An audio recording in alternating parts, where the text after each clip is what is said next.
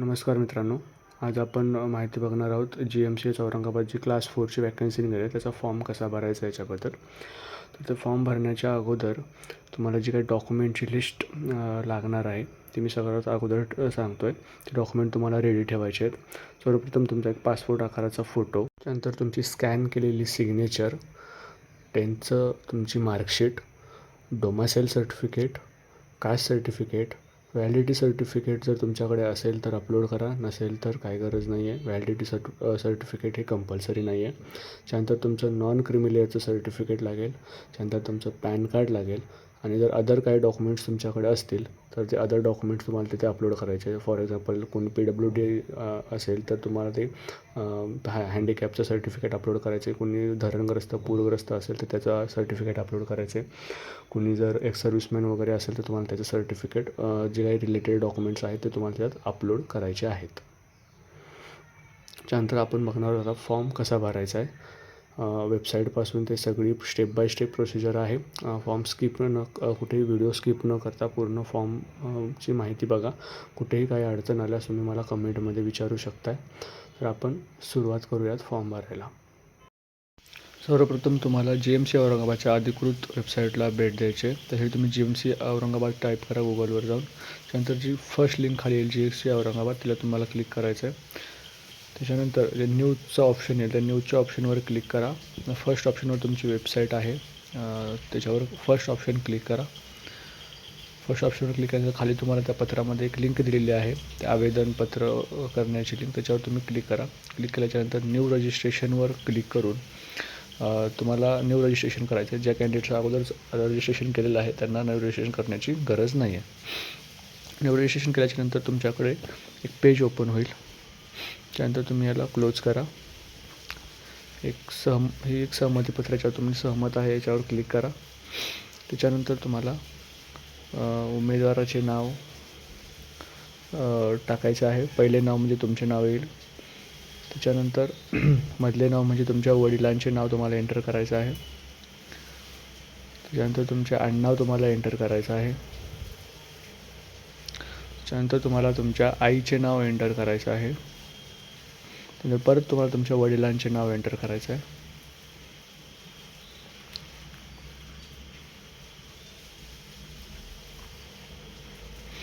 त्यानंतर तुम्हाला तुमच्या नावामध्ये जर बदल असेल तर तिथे S क्लिक करायचं आहे आणि जर तुमच्या नावामध्ये काही बदल नसेल तर तुम्हाला नोवर क्लिक करायचं आहे.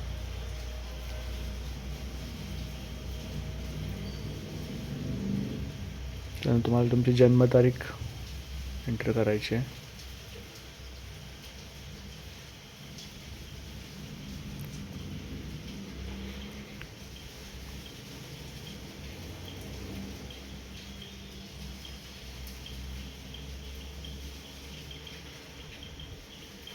त्यानंतर जेंडर एंटर करा. त्यानंतर मोबाईल नंबर,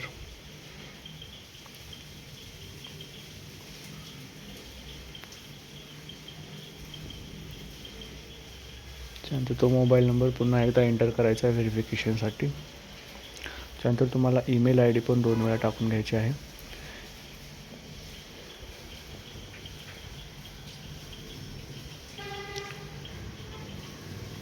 दोन वेळा ईमेल ID टाकून घेतल्याच्यानंतर तुम्हाला तुमचं सेंटर चूज करण्यासाठी एक ऑप्शन येईल.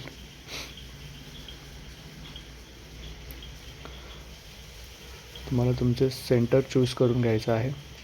फर्स्ट सेंटर, सेकंड सेंटर आणि थर्ड सेंटर तुम्हाला 3 ऑप्शन दिले जातील. तर त्यांनी खाली नोटमध्ये दिलेलं आहे की हा सेंटर चूज केला याचा अर्थ असा नाही की तुम्हाला त्या सेंटरच्या तिथे जॉब मिळेल. तुम्हाला हे सेंटर फक्त एक्झामिनेशन्स एवढेच मर्यादित असतील.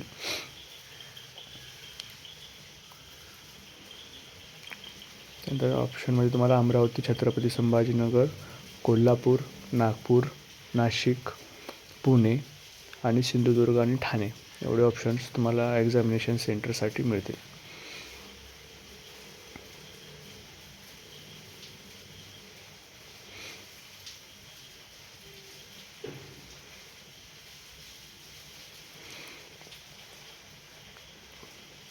त्यानंतर सेंड OTPवर क्लिक करा.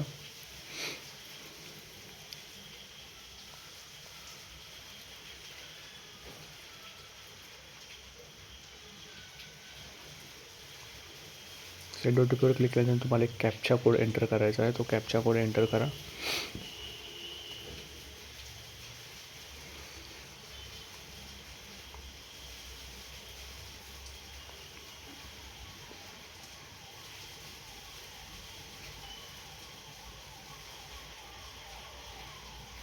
कॅप्चा एंटर केल्याच्यानंतर तुम्हाला ईमेल आणि तुमच्या मोबाईल नंबर दोन्हीकडे तो ओ टी पी मिळेल. दोन्हीपैकी कुठलाही एक ओ टी पी तुम्हाला इथे एंटर करायचा आहे. ओ टी पी एंटर केल्याच्यानंतर नेक्स्टवर क्लिक करा. ओ टी पी व्हॅलिडेट होईल तुमचा. त्याच्यानंतर तुम्हाला वर नोटिफिकेशन येईल की तुमचा O T P successfully validate झालेला आहे. त्यानंतर हे बघा वर नोटिफिकेशन आलेले आहे. त्यानंतर खाली आय ॲग्री सहमत आहेवर क्लिक करा आणि परत एकदा तुम्हाला तो ओ टी पी एंटर करायचा आहे. कॅप्चा एंटर करायचा आहे आणि रिव्हेरीफायवर क्लिक करून तुम्हाला नेक्स्ट पेज ओपन होईल. नेक्स्ट पेजमध्ये तुम्ही आतापर्यंत जी इन्फॉर्मेशन भरली ती करेक्ट आहे का? जर करेक्ट असेल तर पुढच्या बॉक्समध्ये तुम्हाला टिक करायचं आहे.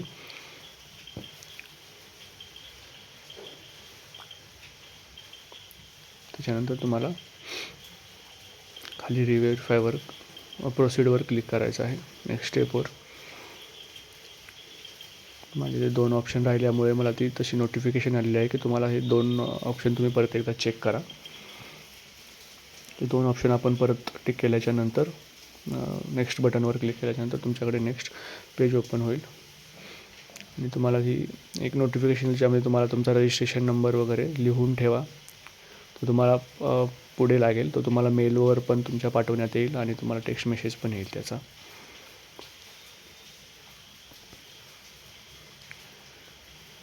ओकेवर क्लिक करा. तुम्ही एक स्क्रीनशॉट काढून घ्या.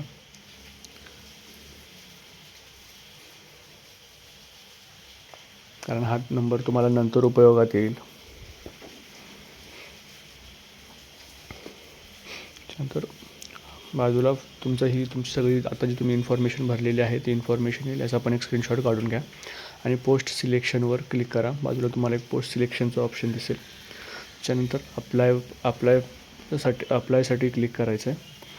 अप्लायवर क्लिक केल्याच्यानंतर तुम्हाला पुढील एक पेज ओपन होईल.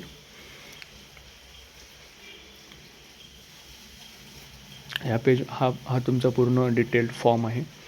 या फॉर्ममध्ये तुम्हाला सगळी तुमची पर्सनल इन्फॉर्मेशन टाकायची आहे.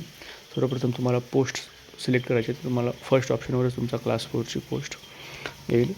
त्यानंतर त्याच्यामध्ये तुमची पूर्ण माहिती जी तुम्ही रजिस्ट्रेशनच्या पेजमध्ये भरली होती ती सगळी माहिती आपोआपच येणार आहे. त्यानंतर वर एक टिप आहे. त्या टिपवर तुम्हाला क्लिक करायचं आहे. सगळी माहिती आपोआपच येणार आहे. फक्त तुम्ही मॅरिड आहात की अनमॅरिड आहात हे तुम्हाला या पेजमध्ये एवढाच एकच ऑप्शन आहे जो की भरायचा आहे. बाकी सगळी इन्फॉर्मेशन तुमच्या रजिस्ट्रेशन पेजवरून आपोआप तुमच्या इकडं या पेजवर ट्रान्सफर होणार आहे. ठीक आहे. तुम्ही मराठा स्टेटस मॅरिड किंवा अनमॅरिड ह्याच्यावर क्लिक करा. जर तुम्ही मॅरिडवर क्लिक केलं तर तुम्हाला डेट ऑफ मॅरेज मागेल. अन्यथा तुम्हाला अनमॅरिड केल्यावर कसली इन्फॉर्मेशन देण्याची गरज नाही आहे.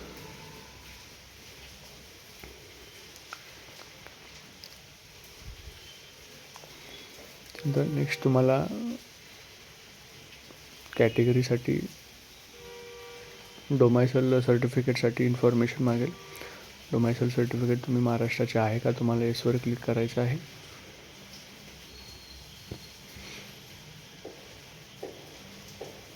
त्यानंतर तुम्हाला डोमायसिल सर्टिफिकेट ज्या अधिकाऱ्याने दिले त्या अधिकाऱ्याचं नाव, तुमच्या डोमायसिल सर्टिफिकेटची तारीख आणि डोमायसिल सर्टिफिकेटवर असलेला अनुक्रमांक मागेल. त्यानंतर आपण सर्व डोमायसिल सर्टिफिकेट आणि कास्ट सर्टिफिकेटची इन्फॉर्मेशन याच्यात टाकून घ्यायची आहे. सगळी इन्फॉर्मेशन फिल करून घ्यायची आहे.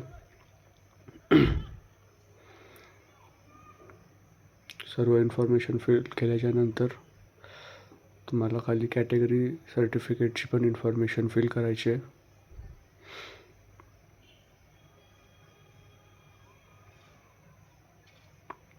इन्फॉर्मेशन तुम्हाला एकदम ॲक्युरेट द्यायची आहे. त्यानंतर नेक्स्ट पेज ओपन होईल. नेक्स्ट पेजमध्ये तुम्हाला तुमचं नॅशनॅलिटी आणि कॅटेगरी सर्टिफिकेटचं इन्फॉर्मेशन द्यायचे. त्यानंतर तुम्हाला तुमच्या ॲड्रेसचं इन्फॉर्मेशन द्यायचे.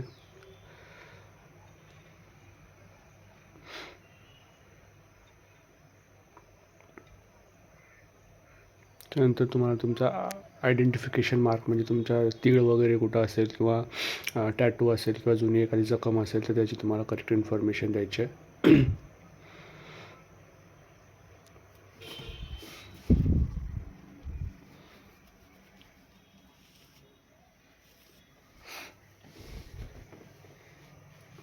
त्यानंतर या सगळ्या क्वेश्चनची तुम्हाला उत्तर द्यायचे आहेत.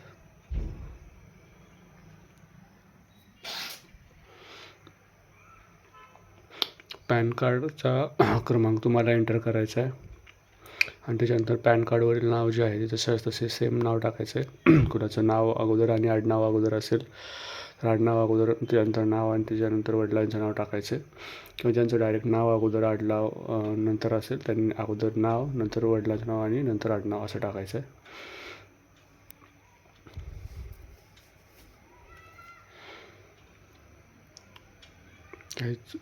सबमिट केल्याच्यानंतर तुम्हाला असं सबमिटेडचा मेसेज येईल. त्यानंतर नेक्स्ट क्वालिफिकेशनमध्ये तुम्हाला क्वेश्चन्स आहेत, त्या क्वेश्चनचे आन्सर करायचे आहेत. सगळ्या क्वेश्चनचे तुम्ही आन्सर करायचे आहेत. ज्यामध्ये मोस्ट ऑफ द क्वेश्चनचे आन्सर नाही असेच आहेत. ज्यांच्याकडे PWD सर्टिफिकेट आहे त्यांनी PWDचं सर्टिफिकेटसाठी येस करायचं आहे. किंवा जे स्टेट किंवा सेंट्रल गव्हर्नमेंटमध्ये सध्या कार्यरत आहेत त्यांनी येस करायचं आहे.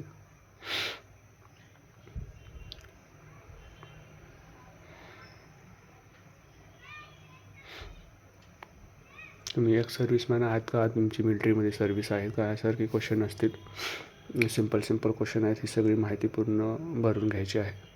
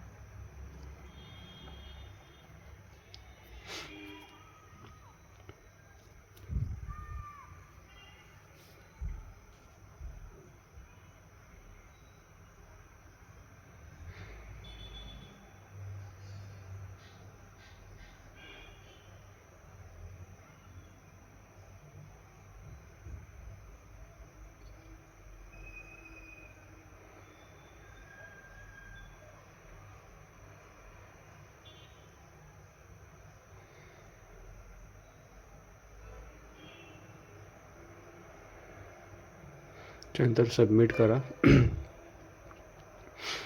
सबमिट केल्यानंतर तुमचं नेक्स्ट पेज ओपन होईल.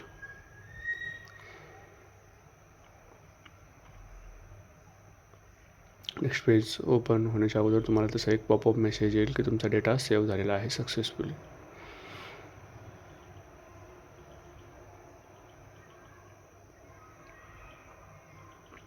त्यानंतर नेक्स्ट पेजवरील तुम्हाला इन्फॉर्मेशन भरून घ्यायची आहे. तुम्हाला ॲड्रेस डिटेल्स टाकायचे आहेत तुमचे.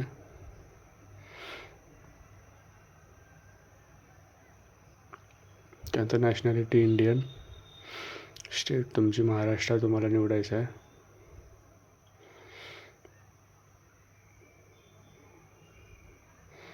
त्यानंतर तुम्हाला डिस्ट्रिक्ट निवडायचं आहे.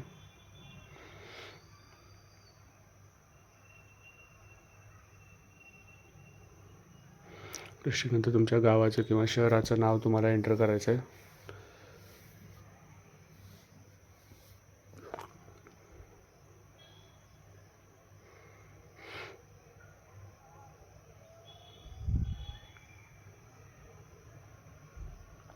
तर तुम्हाला पिन कोड टाकायचा आहे तुमचा.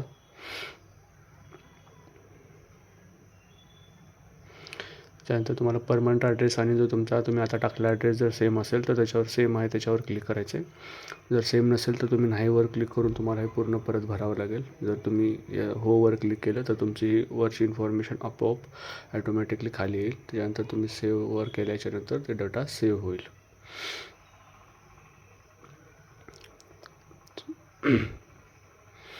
तर तुम्हाला तुमची लँग्वेज मराठी लँग्वेज तुम्हाला येते का हे विचारेल. तुम्ही येस करायचं आहे.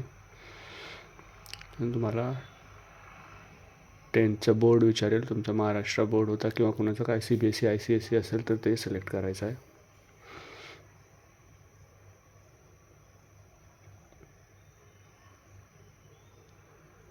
शाळेचं नाव विचारतोय. विचारल्यावर शाळेचं नाव एंटर करायचं आहे.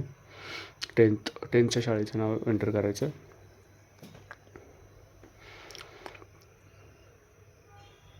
त्यानंतर तुमची जी पर्सेंटेज होती 10ची ती पर्सेंटेजमध्ये होती किंवा CGPA होती किंवा ग्रेड होती. त्यामध्ये तुम्हाला पर्सेंटेज असेल तर पर्सेंटेज किंवा CGPA ग्रेड जे काय असेल ते सिलेक्ट करायचं आहे. त्याच्यानंतर तुम्हाला तुमचे ऑब्टेन्ड मार्क्स विचारतील. तुम्हाला 10थमध्ये किती मार्क्स होते आउट ऑफ ते लिहायचं आहे आणि टोटल मार्क्स किती होते ते लिहायचं आहे. त्याच्यानंतर खाली पर्सेंटेजचं ऑप्शन जर तुम्ही क्लिक केल्याच्यानंतर तुमची आपोआप पर्सेंटेज येईल. त्याच्यानंतर तुम्ही 10th कोणत्या मंथ आणि इयरमध्ये पास झाला ते एंटर करायचं आहे तुम्हाला.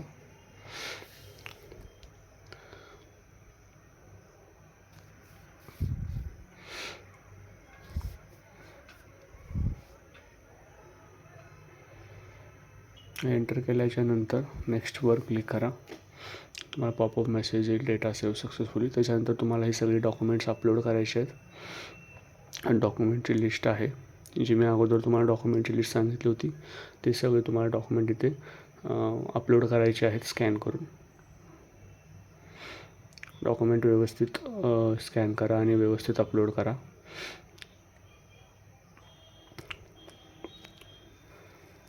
हे सगळे डॉक्युमेंट अपलोड केल्याच्यानंतर खाली तुम्हाला पेमेंटचं सेक्शन दिसेल आणि त्याच्यानंतर काही तुम्हाला घोषपत्र द्यायचे आहेत.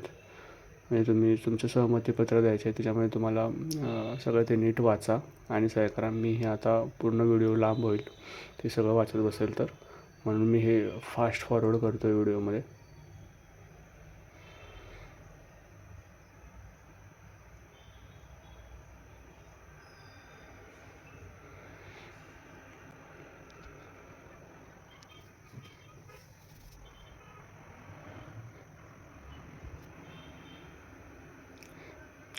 हे सगळं झाल्याच्यानंतर तुम्हाला नेक्स्टवर क्लिक करून तुमचं पेमेंटचं प्रोसेस कंप्लीट करायचं आहे. पेमेंटची प्रोसेस कंप्लीट झाल्याच्यानंतर तुम्हाला पेमेंटची रिसीट येणार आणि तुम्हाला तसा मेल पण येईल.